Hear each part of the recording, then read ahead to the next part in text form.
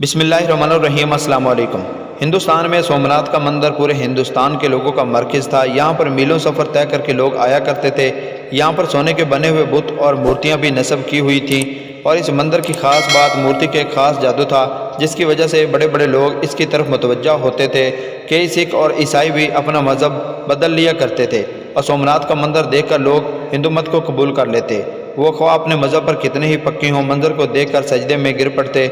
उसके अंदर इतना बड़ा करिश्मा और ऐसा गैर फितरी निशान था कि इंसान हैरान रह जाता। इसमें एक बहुत बड़ा बुत था जो बगैर किसी सहारे के हवा में मौलिक था। पौने छत के साथ लटका हुआ था और ना ज़मीन पर पड़ा हुआ था। एक अजीब व गरीब कैफियत के साथ हवा में लटका रहता था। लोग जब वहाँ पर आते थे तो इसको देखकर हैरान ज़दा हो जाते। फिर हिंदू पंडित खूब कमाई किया करते थे कि इस खास बुत के लिए पैसे दो और हीरे जवाहरात इस पर चढ़ाओ तो तुम्हारी तमाम मुश्किलात हल हो जाएंगी, तुम्हारे मसाइल ख़त्म हो जाएंगे। ये एक बहुत बड़ा ड्यू हैकल बुत था जिसका पेट बहुत बड़ा था। उसके मुंह के ज़रिए से हीरे जवाहरात उसके पेट में डाले जाते थे। फिर जब मंदिर खाली हो जाता तो 2 या 3 हफ्तों के बाद उस मूर्ति के पीछे कमर के रास्ते से था, जिसको खोलकर इससे सोना चांदी के जेवरात को निकाल लिया जाता था। मगर लोग यही समझते थे कि हमारे दिए हुए ख़जाने भगवान के पास पहुंच जाते हैं और बदले में भगवान हम मसाइल को हल कर देते हैं।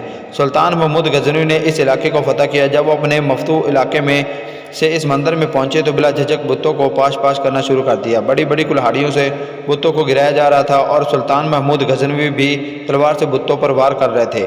अभी आधा मंदिर एक बुतों से पाक हुआ था कि बकाया को दूसरे दिन पर छोड़ दिया गया।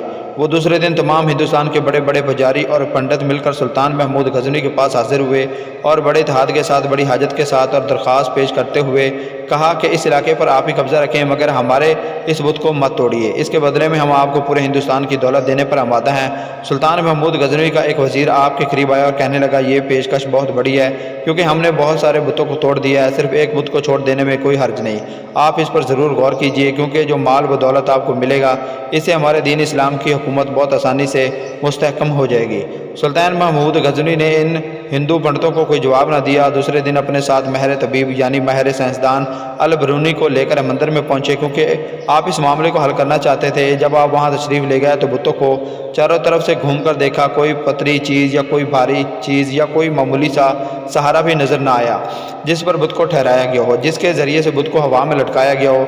सुल्तान बहुत हैरान हुए और अल बरूनी को ज़िम्मे लगाया कि आप इसका मुआयना करें और इसकी वजह ढूंढें कि इस बुत को हवा में किस तरह ठहराया गया है। अजीब व गरीब समा बन चुका था। बहुत सारे वजीर और सुल्तान महमूद गजनवी भी वहां बैठकर देख रहे थे कि आखिर इसकी क्या वजह हो सकती है। अल बरूनी भी पक्के सच्चे मुसलमान थे। उन्होंने बड़े गौर व फिक्र से बुत को देखना शुरू किया। करीब जाकर बुत को छू कर भी देखा और चारों तरफ से बगौर देखते भी रहे।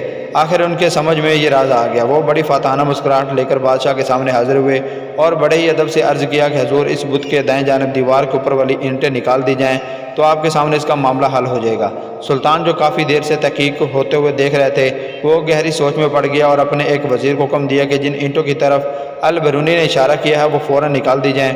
जो ही ईंटें निकली तो बुत का राज फाश हो गया क्योंकि दाएं तरफ वाली दीवार से ईंटें निकाल ली गईं तो वहाँ दाएं जानिब से ज़मीन की तरफ झुक गया। अभी वो ज़मीन पर गिरा नहीं था मगर उसकी एक तरफ बिल्कुल नीचे की तरफ झुक गई। यही चीज़ पहले से भी ज़्यादा हैरानकुन थी कि ईंटों का बुत से क्या ताल्लुक। सुल्तान ने अल बरूनी को बुलाकर पूछा कि इससे ज़रा पर्दा उठाएं और हमें बताइए कि आप तहकीक की गहराई तक कैसे पहुँचे। अल बरूनी ने बताया कि हजूर, दर हकीकत ये सारा बुत बहुत आली किस्म के लोहे का बना हुआ है। ये ऐसा बुत है जो मकनातीस की तरफ खूब रफ खींचता है। फिर इसके वज़न के ऐन मुताबिक मकनातीसों को दीवार की ईंटों के अंदर खूब भर दिया गया है, यानी ईंटों के अंदर खूब भर दिया गया है, यानी ईंटों के अंदर मिट्टी के बजाय मकनातीस रख दिया गया है। ये मकनातीस भी इतने अला किस्म के हैं कि ये पूरी तरह इस मूर्ति को अपनी तरफ खींचते रहते हैं और इतनी ज़ोर से खींचते रहते हैं कि ये अपनी जगह से हरकत भी नहीं करते। बल्कि उन्होंने बताया कि इस मंदिर के अंदर हवा की आमदरफ्त भी इस तरीके से तरतीब दी गई है कि वो बुत को ऊपर की तरफ उठाए रखती है। इस तहकीक से मालूम हो गया कि वो कौन सी तकनीक थी जिसके ज़रिए जादू दिखाकर हिंदुस्तान के हज़ारों लोगों को गुमराह किया गया और उनको बातिल की गहराइयों में डाल दिया गया।